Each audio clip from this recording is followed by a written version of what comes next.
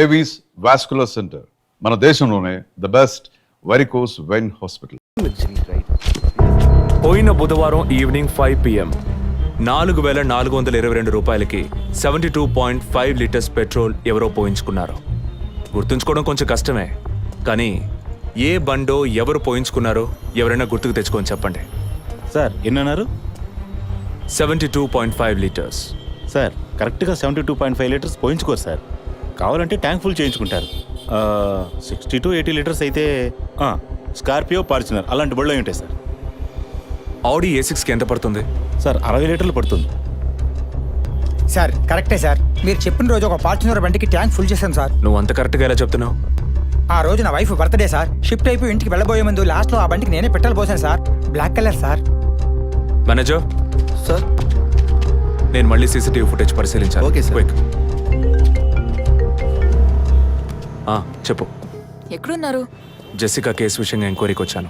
ఇంకా ఇక్కడే ఉంటే లేట్ అవుతుంది. నేను బయలుదేరి థియేటర్కి వచ్చేనా? ఇక్కడ రొమాన్స్ మూడేనా? ఓ సారీ. నేను మీకు సెకండ్ వైఫ్ లా అనిపిస్తుంది. ఏం నువ్వు అనేది? అఫీషియల్ వర్క్ కదా, అందుకే వర్కే మీకు ఫస్ట్ వైఫ్ అని అక్కడే ఉన్నారు. అయ్యో, ఏమైంది? గుడ్డల పైన ఆరేసి థియేటర్ మర్చిపోయాను. ఓకే, మళ్ళీ కాల్ చేస్తాను. బాయ్. Ready sir. ఏంటి సార్, రెడీయా? చూస్తున్నాను సార్. సార్ మీరు చెప్పిన టైం నుంచి ఫాలో అవుతున్నాను సార్. యా, కెమెరా 2 మాత్రం మ్యాక్సిమైజ్ చేయండి.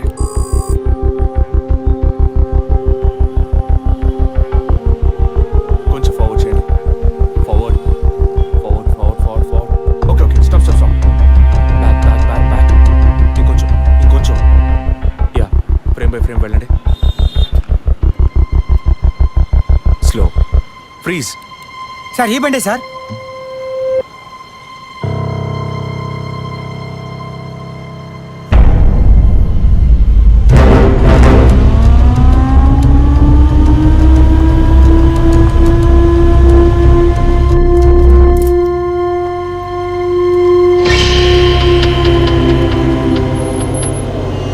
డ్రైవింగ్ సైడ్ జూమ్ చేయండి.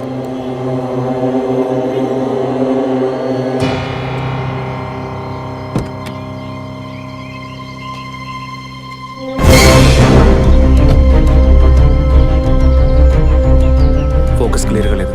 పక్క సీట్కి రండి. Full tight.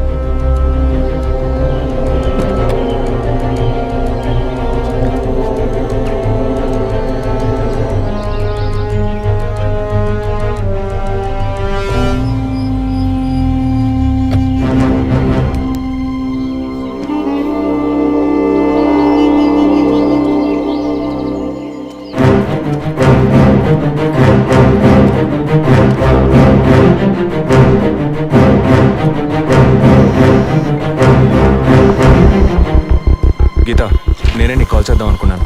ఏంటి చెప్పు. ఆ రోజు ఒకటి చర్చ్ దగ్గర కార్లో చూసానని చెప్పానే. అవును.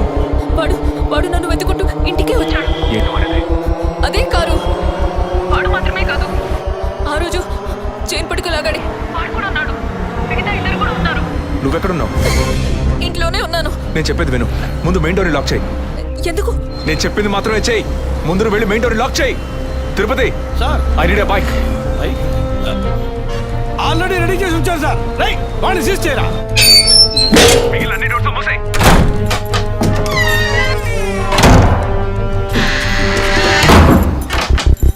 ఇంట్లో ఎవరెవరు ఉన్నారు?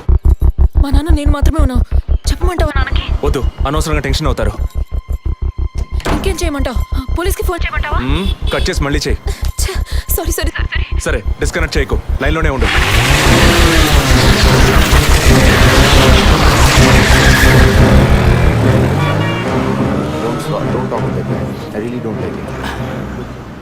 ఓరినా డాంకీ ఎగ్గు. ఇలాంటి వాడే లేచిపోయిన పెళ్ళని తిరిగి వస్తుందని ఫ్లవర్ బెడ్ మీద పడుకున్నట్ట. గీత, కెన్ యు హియర్ మీ? వెంటనే ఇంట్లో ఉన్న ఏసీ, ఫ్రిడ్జ్, ఫ్యాన్ అన్ని ఆఫ్ చేయి.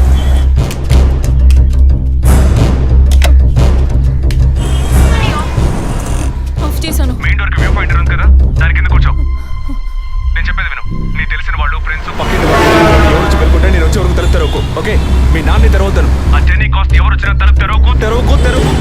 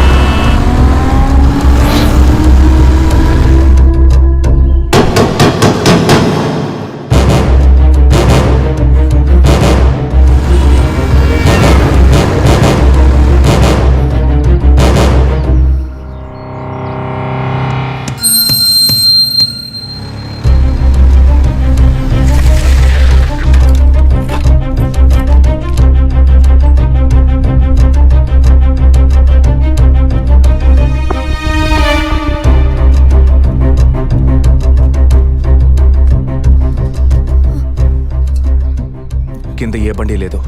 అవునవును, ఎవరు లేరు. అదే అర్థం కావట్లేదు. నేను చెప్పే వరకు తలుపు తెరవకు. నువ్వు లోపలే ఉండు. ఏయ్, సార్ ఎక్కడి నుంచి వస్తున్నావు? Second floor sir. ఇక్కడ ఏదైనా కారు ఉంటుంది చూసావా? లేదు సార్, ఏది చూడలేదు సార్. పో. Okay sir.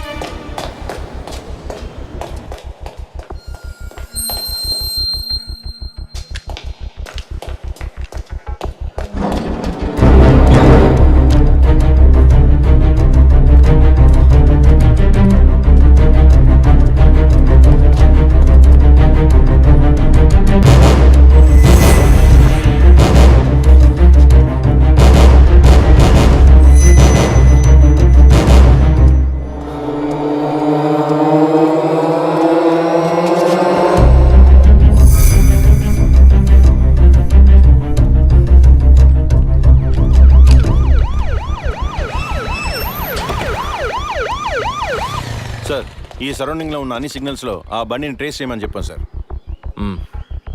చుట్టూ ఉన్న అన్ని స్ట్రీట్స్ని తరోగా చెక్ చేయండి. Okay sir. అలాగే సార్.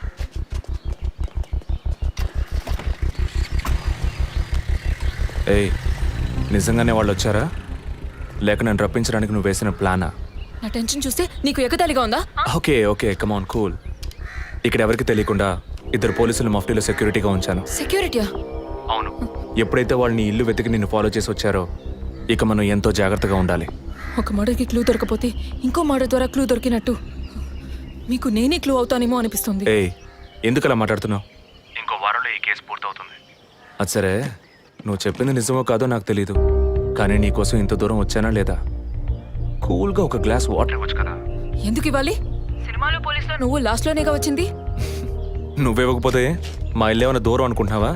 అక్కడికి వెళ్ళి తాగుతాను.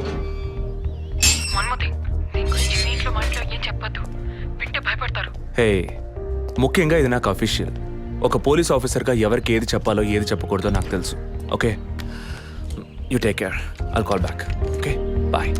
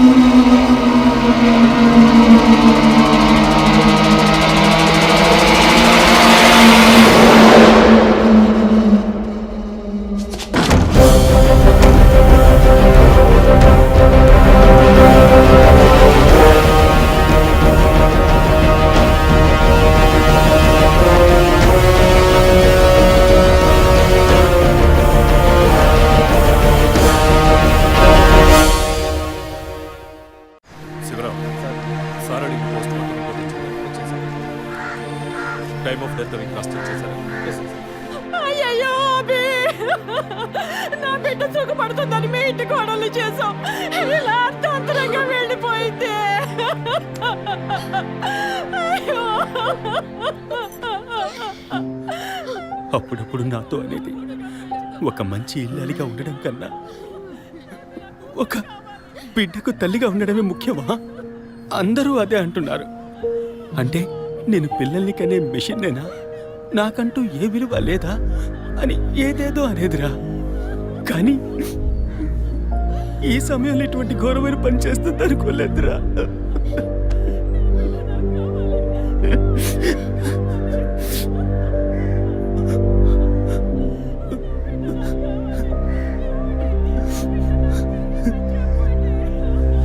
పిఎం రిపోర్ట్ ప్రకారం ఉరేసుకున్నందువల్ల గొంతు భాగంలో తాడు బిగుసుకుపోయి గాయమైంది సార్. ఇంటర్నల్గా శ్వాసనాళాలు బిగుసుకుపోయి ఊపిరాడుండదు సార్. మీరు సందేహపడినట్టు ఎవరు వచ్చిపోయిన ఆనవాళ్ళు ఏవీ లేవు సార్. అమ్మ అన్నగారుల స్టేట్మెంట్ ప్రకారం డబ్బు కానీ నగలు కానీ ఏవి పోలేదు సార్. ప్రస్తుతానికి the mode of death is సూసైడే సార్. బట్ కారణం ఏమిటి అన్నది మాత్రం మీ అన్నయ్య గారిని ఎంక్వైరీ చేయాలి సార్. ఇప్పుడు నిన్నేమడిగావని ఒక వంశాంకురాన్నే కదా అడిగావు. ఆ పరమాత్మ ఇచ్చే సమయంలో ఇలాంటి పని చేసి వెళ్ళిపోయావేంటమ్మా? ఏమీ తెలియనట్టు మాట్లాడకండి. మీరు అడిగినంత డబ్బు ఇస్తామన్నాక అంతలోనే నా బిడ్డని పొట్టను పెట్టుకున్నారే. విసరా రిపోర్ట్స్ వచ్చిన తర్వాత నాకు ఇన్ఫార్మ్ చేయండి. Sure sir. ఈ డబ్బేంటి? ఎవరు అడిగారు? ఎందుకు ఇలా నోటుకొచ్చినట్టు మాట్లాడుతూ మీరు అక్కడ పడుకుంటానే తను వచ్చి 50 లక్షలు అడుగుతుందా? వాళ్ళ నాన్న కూడా ఇస్తామని చెప్పారుగా. మేమా? మీరు అడగలేదు అనుకోండి, మీ కొడుకు అడగమని చెప్పుంటాడు. 2 రోజులు ఓపిక పట్టలేకపోయారే. ఓపిక పట్టుంటే నా కూతురు నాకు దక్కేది. విన్నావుట్రా మాటలు ఎంత నింద మోపుతున్నారో. మనం ఏం తప్పు చేసామని రా ఇన్ని మాటలు మాత్రం పెట్టారు.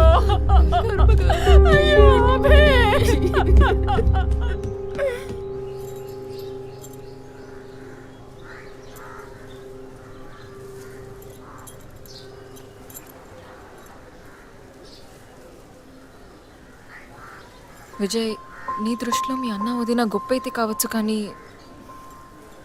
నాకు అలా అనిపించలేదు. ఏమనుకుంటున్నావో క్లియర్గా చెప్పు. మీ ఇంట్లో తీసిన ఫ్యామిలీ గ్రూప్ సెల్ఫీని ఫేస్బుక్లో పెట్టానన్నాను కదా, అది చూసి నా ఫ్రెండ్ రేఖ ఎప్పట్లా నాకు ఫోన్ చేసింది. మీ వదిన ప్రెగ్నెంట్గా ఉందని చెప్పినప్పుడు తను మీ అన్నయ్య గురించి నాతో ఓ మాట అంది. ఏమంది? తను ఒక డాక్టర్.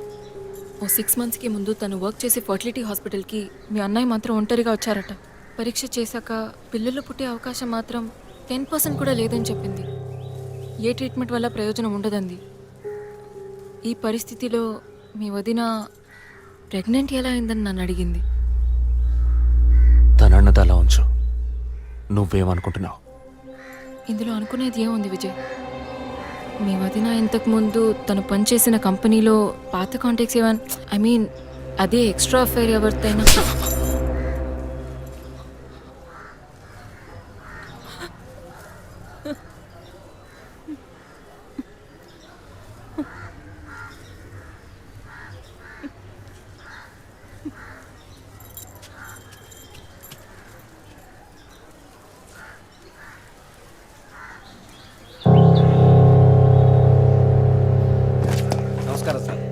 నమస్కారం sir. Good morning sir. Sir అడిగిన ఫైల్స్ అన్ని రెడీగా ఉన్నాయా?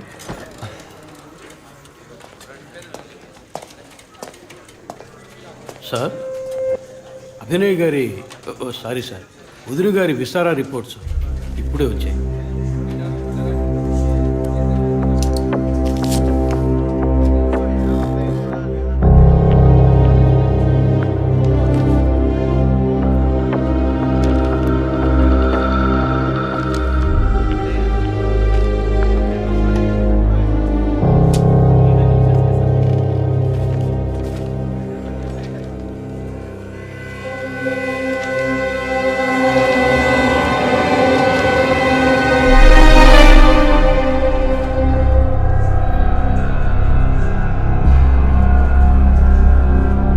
తిరుపతి, సార్, జెసికా ఆటాప్సీ రిపోర్ట్స్ తీసుకురండి.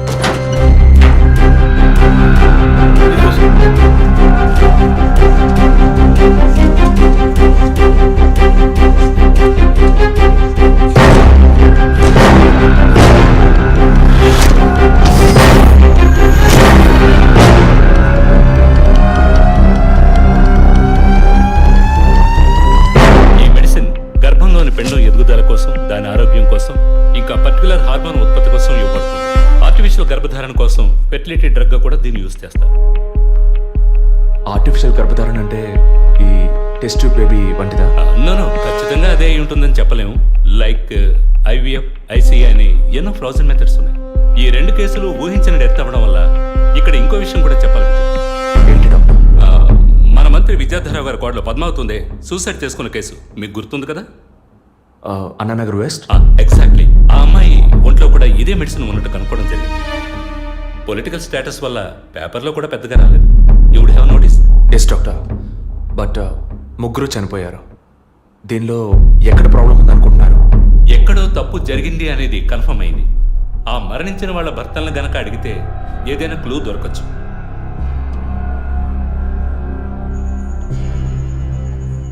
నువ్వు తింటూ ఉండు, నేను మీ నాన్నకు టాబ్లెట్ ఇచ్చొస్తాను.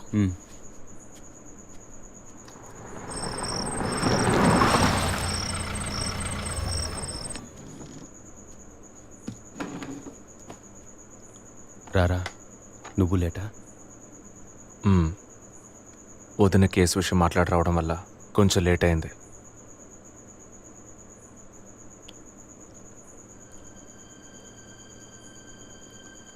ఇంత పని చేస్తావు అనుకోలేదు.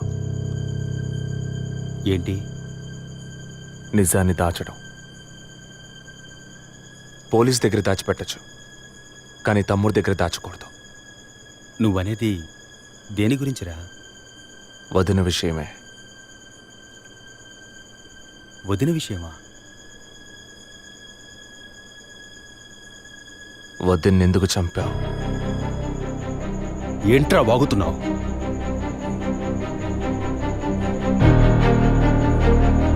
నిజంగా వదిన కడుపులో ఉన్నది నీ బిడ్డేనా? ఏం కూర్చావరా? మీ వదిన గురించి ఎంత మాట అన్నావురా? చైతీరా, నిజం చెప్పరా. పోలీసు అని ఏమైనా మాట్లాడతావా? నిజాన్ని నువ్వెందుకు దాచావు? దాచడం తప్పని నీకు తెలీదా? నేనేం దాచాను?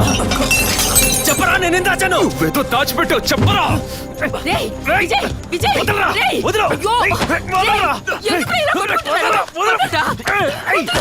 వదలరా. ఏమైందిరా మీకు? ఏం పనిరా ఇది? అమ్మా, వదిన విషయంలో వీడేదో దాస్తున్నాడు, చెప్పమను. రేయ్, పిచ్చి పట్టిందా నీకు? నేనేం దాచిపెట్టలేదురా. రేయ్, తను చనిపోయిందని బాధపడాల్సింది పోయి మీరు లేదు, కొట్టుకుంటారేంట్రా? వదిన తనంతట తను చావలేదు. మీరందరూ కలిసే తను చంపారు. ఏమిట్రా నువ్వు అనేది? అవును, మరి నువ్వు వీడికి పెళ్ళైన రోజు నుంచి ఎన్నిసార్లు పిల్లడని వదిన మనసుని బాధ పెట్టావు? ఎన్నిసార్లు నా ఎదురే వదిని గుచ్చి అడిగావు? ఎవరింటికి వచ్చినా వాళ్ళ ముందే ఏదైనా విశేషమా అని అడగడం. ఎవరింటికైనా పోతే ఏం విశేషం లేదు అంటాం. ఎవరో ఒక డాక్టర్, ఏదో ఒక హాస్పిటల్, నీకు కావాల్సిందల్లా ఎలాగైనా వదినకు ఒక బిడ్డ పుట్టాలి, అంతేగా? అదేగా నీకు కావాల్సిందే. ఎన్నిసార్లు వదిన అడుగుంటావు? ఒక్కసారైనా నీ కొడుకుని అడిగావా?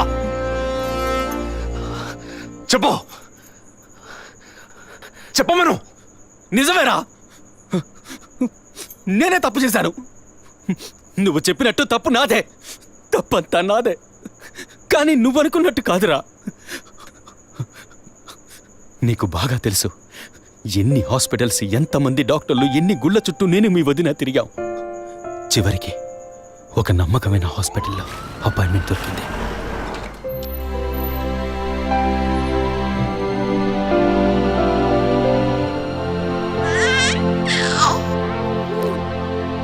నమస్కారం. ఫస్ట్ టైం మా హాస్పిటల్కి వచ్చారు కదా? అవును డాక్టర్. ఎక్కడ మీరు వర్క్ చేసేది? ఆర్కే స్టీల్స్లో చీఫ్ ఇంజనీర్గా పనిచేస్తున్నాను. అంటే ఎక్కువ వేడి చేసే చోట పనిచేస్తున్నారన్నమాట. మీ సెక్షువల్ లైఫ్ ఆరోగ్యంగానే ఉంది. పిల్లల విషయంలో మాత్రం మీ స్పర్మ్ కౌంట్, అదే వీర్య కణాల సంఖ్య నార్మల్గా ఉన్నా మొబిలిటీ, స్పీడ్, హెల్దీనెస్ అన్ని వీక్గా ఉన్నాయి. ఇవాళ ఉన్న కపుల్స్లో 150 మందికి ఈ ప్రాబ్లం ఉంది. కారణం వాళ్ళు వర్క్ చేసే చోటు, మెంటల్ స్ట్రెస్, తినే భోజనం అన్నిటి వల్ల. ఇదేం పర్మనెంట్ ప్రాబ్లం కాదు. త్రూ ప్రాపర్ ట్రీట్మెంట్ ఈజీగా మీ వీర్య కణాల క్వాలిటీని అభివృద్ధి పరిచి నార్మల్గా బిడ్డకి జన్మనివ్వచ్చు. ఈ ట్రీట్మెంట్కి ఎన్ని రోజులు పడుతుంది డాక్టర్? కనీసం 1 year పడుతుంది. ఈ ట్రీట్మెంట్ తీసుకుంటే సక్సెస్ అవుతావా? 60% నేను గ్యారంటీ ఇవ్వగలను. మిగతా 40% మీరు నమ్మే ఆ దేవుడి చేతిలో ఉంది. ఒకవేళ ఎక్కువ లేట్ అవుతుందని మీరు ఫీల్ అయితే ఇంకో మెథడ్ ఉంది. ఏం మెథడ్ డాక్టర్? Artificial insemination. అంటే మీరనేది? దట్ మీన్స్ సెక్షువల్ లైఫ్ ద్వారా సాధ్యంగాని విషయాన్ని కృత్రిమ విధానంలో ఇంజెక్షన్ ద్వారా మీ వీర్య కణాలను మీ వైఫ్ అండంలోకి పంపిస్తే చాలు 100% గర్భవతి అయ్యే అవకాశం ఉంది.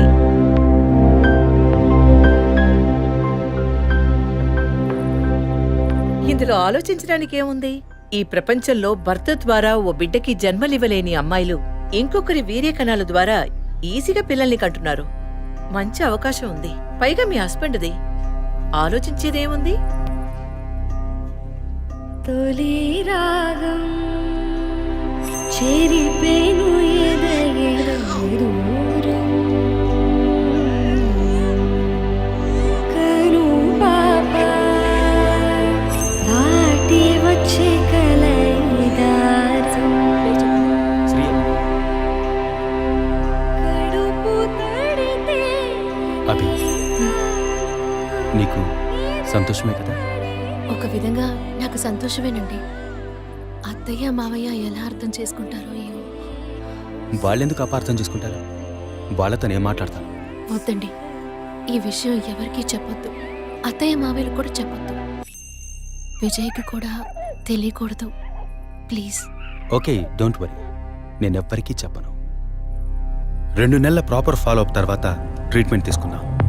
మేము ఇన్నేళ్ళు వెయిట్ చేసినందుకు ఒక అర్థం పరమార్థం దక్కిందనుకున్నాం. అప్పుడు మేమెంత ఆనందించామో నీకు తెలుసు. కానీ నువ్వు చెప్తున్నట్లు అత్తయ్య మావయ్యని 50 లక్షలు నేను అడగలేదు, అంత పెద్ద అమౌంట్ని హాస్పిటల్ వాళ్ళు అడగలేదు.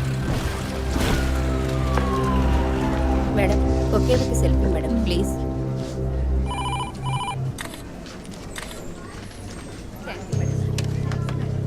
సార్, మీరు లోపలికి వెళ్ళొచ్చు. Thank you. Please be seated.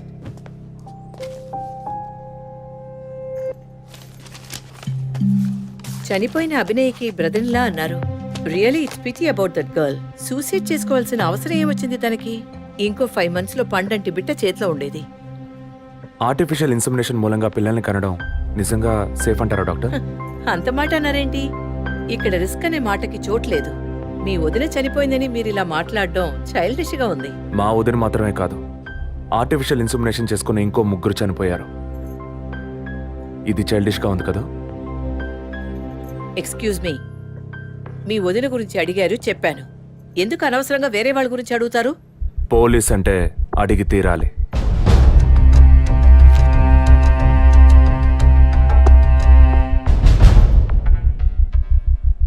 I'm sorry, నేను ఇక్కడ క్యాజువల్గా అడిగిపోదామని వచ్చాను.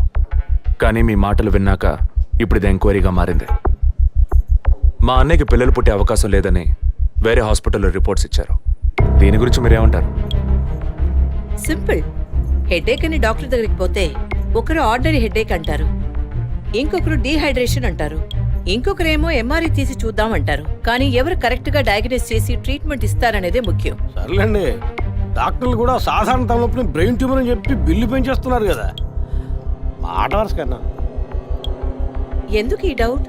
బయట మీరు చూసారే, టీవీ సెలబ్రిటీస్ మదన్ కౌసల్య వాళ్ళు కూడా ఇష్టమయ్యి ఆర్టిఫిషియల్ ఇన్సెమినేషన్ చేయించుకున్న వాళ్లే. ఆ రికార్డ్స్ అని కూడా మేము సీక్రెట్ గా మెయింటైన్ చేస్తున్నాం. సీక్రెట్ గా పెళ్లి చేసుకున్న వాళ్ళు సెల్ఫీ తీసుకుని ఫేస్బుక్ లో పెట్టినట్టు సీక్రెట్ బాగా మెయింటైన్ చేస్తున్నారు. Keep it up. Anyway, legal గా మీ ఫ్రాంచైజీలో ఉన్న ఏ హాస్పిటల్స్ లో ఆర్టిఫిషియల్ గర్భధారణ చేస్తున్నారో అది మాత్రమే కాకుండా ఎంతమంది క్లయింట్స్ ఇంతవరకు ఈ ట్రీట్మెంట్ తీసుకున్నారో నాకు ఫుల్ డీటెయిల్స్ కావాలి. ఇంకా ముఖ్యంగా మీ హాస్పిటల్ రిపోర్ట్స్. అవి ఇండియన్ మెడికల్ అసోసియేషన్ లో దొరుకుతాయి, but you need legal permission for that. అంత త్వరగా మీకు అందవు. మీ హస్బెండ్ ఈ హాస్పిటల్లో డీన్ మాత్రమే కాదు, మీరన్న అదే ఐఎంఏలో one of the board member కూడా. సో మీకు వీలవుతుంది. Manual and all the system reports ఒక్కటి కూడా మిస్ అవ్వకూడదు. షూర్, 2 days లో వచ్చి తీసుకోండి. సారీ మ్యామ్, ఇంకో 2 hours లో కావాలి. ఓకే, నేను డిపార్ట్మెంట్కి ఇన్స్ట్రక్షన్స్ ఇస్తాను. If you don't mind, can you make it now?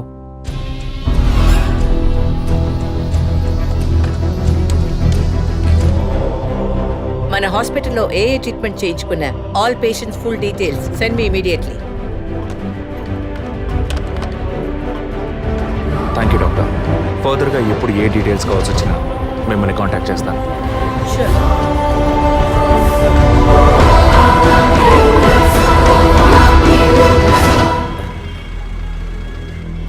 Balu saloon sir. Shaving ట్రిమ్మింగే సార్? నేనటి న్యూస్ పేపర్ ఉంటే వెళ్ళి తీసుకురండి. అలాగే సార్. ఇదిగో సార్.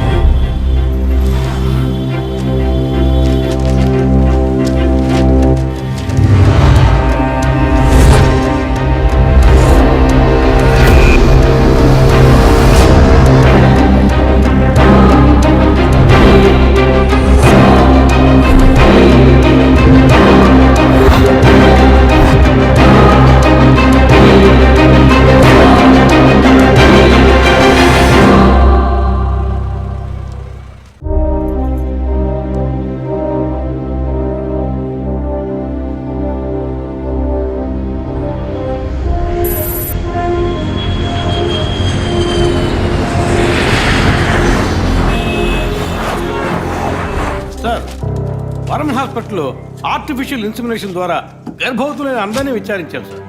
అందులో జెసికా, మీ వదిన అభినయ, పద్మ ఇలాంటి 6 మాత్రం గర్భవతులయ్యాక ప్రాణాలతో లేరు సార్. ఈ ఆరుగురిది నేచురల్ డెత్ కాదు సార్. ఏ కారణం వల్ల చనిపోయారో వాళ్ళ ఫ్యామిలీస్ కూడా తెలియదు సార్. తప్పు ఎక్కడుందో ఎలా జరిగిందో కనుక్కోలేకపోతున్నాం సార్.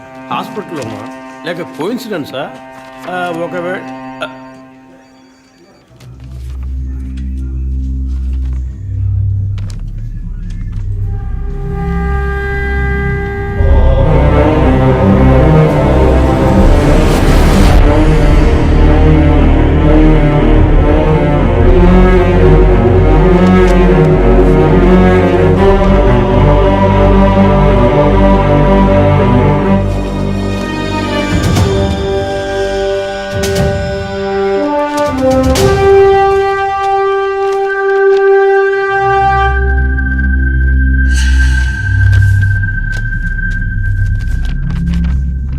ఏంటి సార్?